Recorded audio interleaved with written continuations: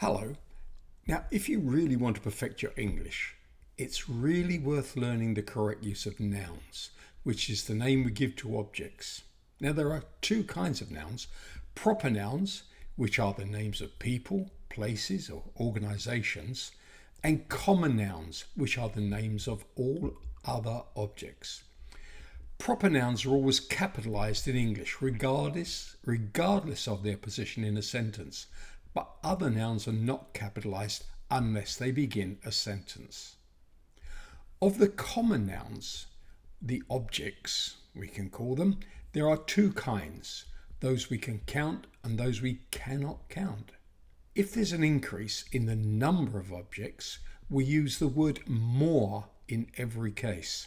So more people, more cars, more water, more rice. It doesn't matter if the noun is countable or uncountable. But if it's a decrease in the number of objects we can count, we use fewer. Fewer cars than yesterday, not less cars than yesterday.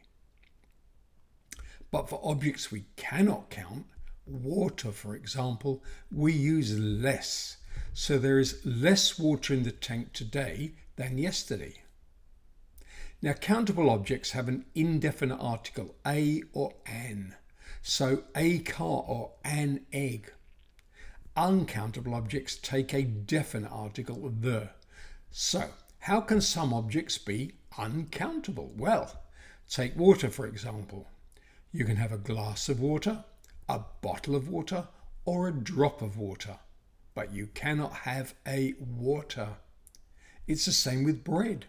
You can have a slice of bread, a loaf of bread, but you cannot have a bread. Then we have to consider the words much and many. Much is used with uncountable nouns, such as rain. We can say much rain fell yesterday, and the opposite would be little. Little rain fell yesterday. But with countable nouns, such as cars, we say many.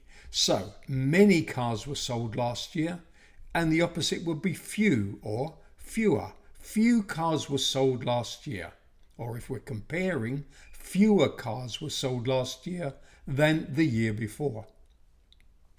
So there you are. There you have it. More, fewer, less, many, and much. Be sure what to use, and you are on the road to perfecting your English. And just in case you didn't know, more or less means approximately. So, did you understand this? More or less. Thank you. Well, hello. So, though I teach English to business people and make videos about the common grammar mistakes that people make, I have a wide range of interests, particularly concerning politics.